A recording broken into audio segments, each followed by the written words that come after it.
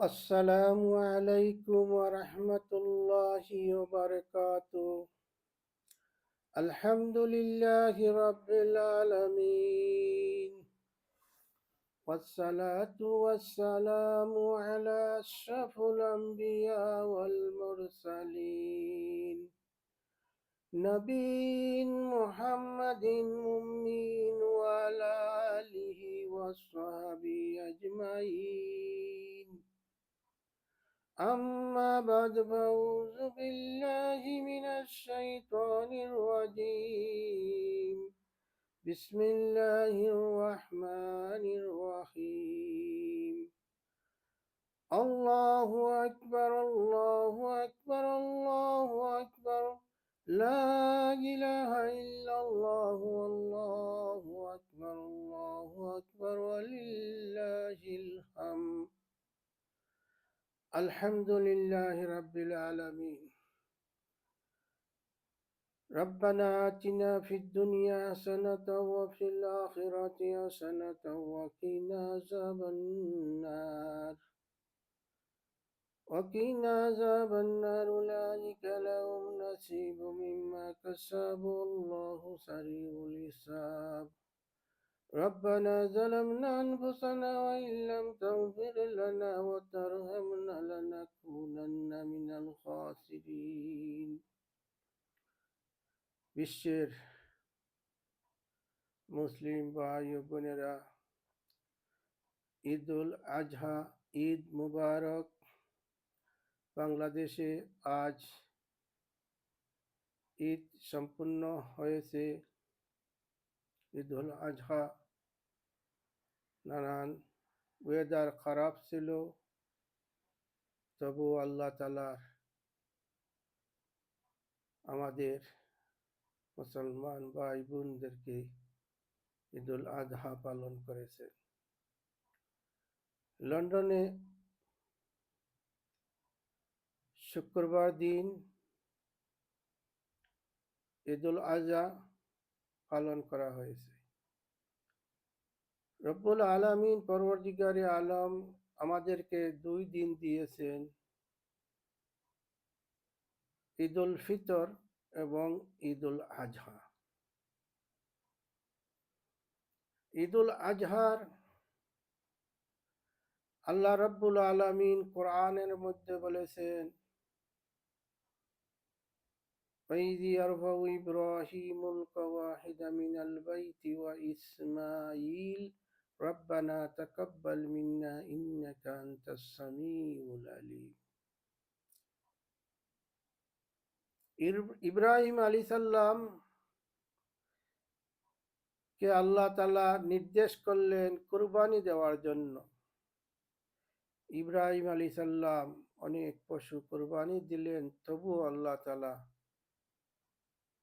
স্বপ্নের মধ্যে বললেন, তোমার সবচেয়ে প্রিয় যে জিনিস, সে জিনিসকে কুরবানি দাও। চিন্তা ভাবনা করে দেখলেন, সবচেয়ে মায়ার পুত্র হলেন ইসমাইল আলাইহিস সালাম।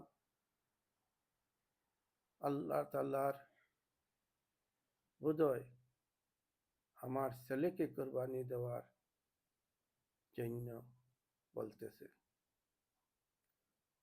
আল্লাহ তাআলার হুকুম পালন করার জন্য ইব্রাহিম আলাইহিস সালামের ছেলেকে কুরবানি দেওয়ার জন্য প্রস্তুতি নিলেন। হে দুনিয়ার মানুষ, মুসলিম ভাই ভাই, আমাদের মুসলমান ভাই বোনদেরকে যেইভাবে নিরীহভাবে হত্যা করা হচ্ছে, তাহারা ঈদের বস্ত্র নেই, খাওয়া দাওয়ার কিছু নেই, পানি নেই। বিশ্বের মুসলিম তাকিয়ে দেখতেছে।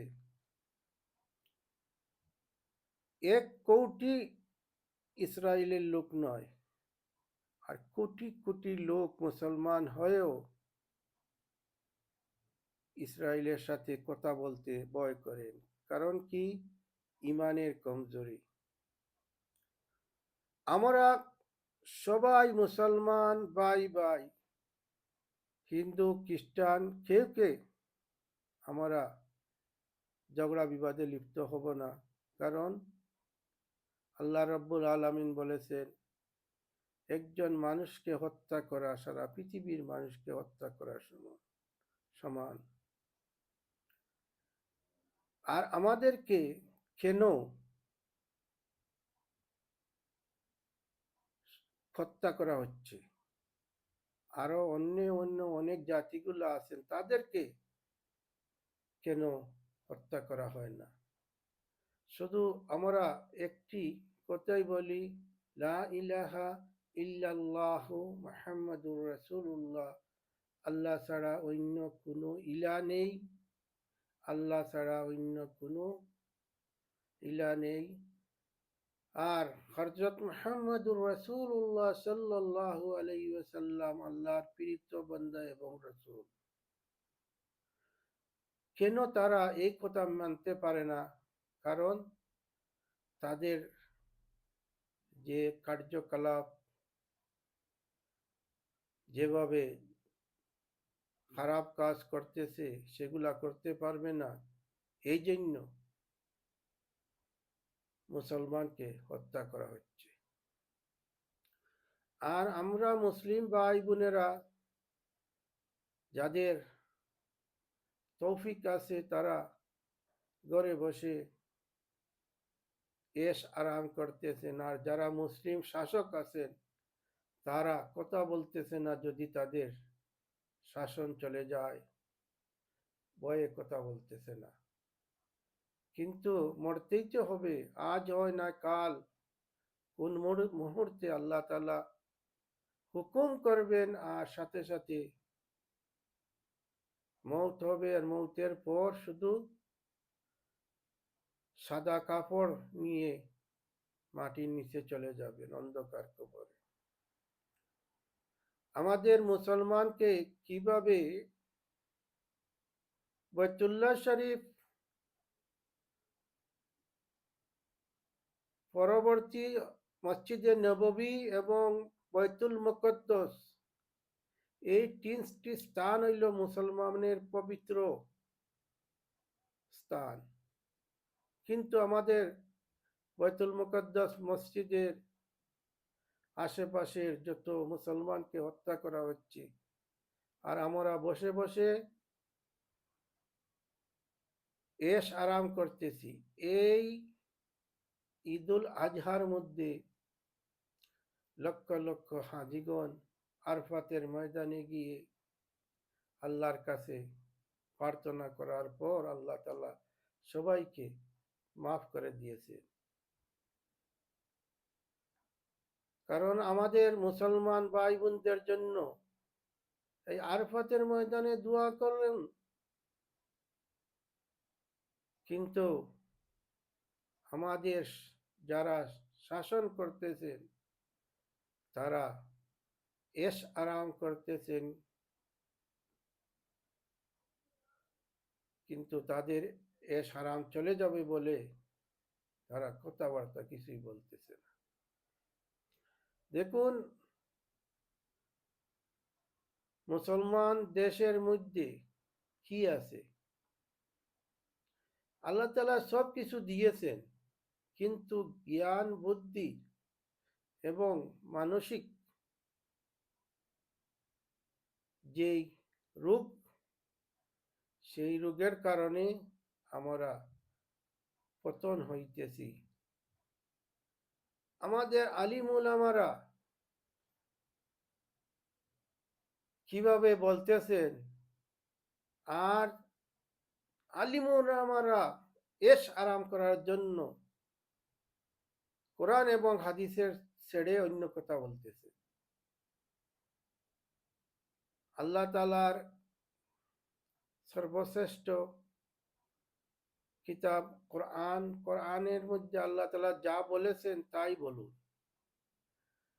নবী, আমাদের নবী, বিশ্ব নবী জনাবে মুহাম্মদুর রাসূলুল্লাহ সাল্লাল্লাহু আলাইহি সাল্লাম যেভাবে বলেছেন, যেগুলা হাদিস সহিহ, সেগুলা বলুন। কিন্তু আমাদের কথা সঠিকভাবে বলতেছে না।